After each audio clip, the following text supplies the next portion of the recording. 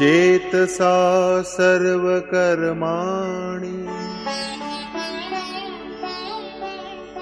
మయి సన్యస్య మత్పరః బుద్ధియోగముపాశ్రిత్య మచ్చిత్తః సతతం భవ. కాబట్టి అర్జున, సంపూర్ణ కర్మలను మనఃపూర్వకంగా నాకు అర్పించి స్వశక్తి మీద గాక నాకు సమర్పణ చేసి నా పరాయణుడవై బుద్ధియోగం అంటే యోగం యొక్క బుద్ధిని అవలంబించి నిరంతరం నాలో చిత్తాన్ని ఉంచుము. యోగం ఒక్కటే, అది సర్వదా దుఃఖాన్ని అంతం చేసేది మరియు పరమతత్వమైన పరమాత్మునిలో ప్రవేశం ఇప్పించేది.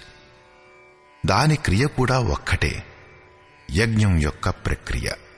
అది మనస్సు మరియు ఇంద్రియాల సంయమనంపై, శ్వాస ప్రశ్వాసలు మరియు ధ్యానంపై ఆధారపడి ఉంటుంది. దాని పరిణామం కూడా ఒక్కటే, యాంతి బ్రహ్మ సనాతనం.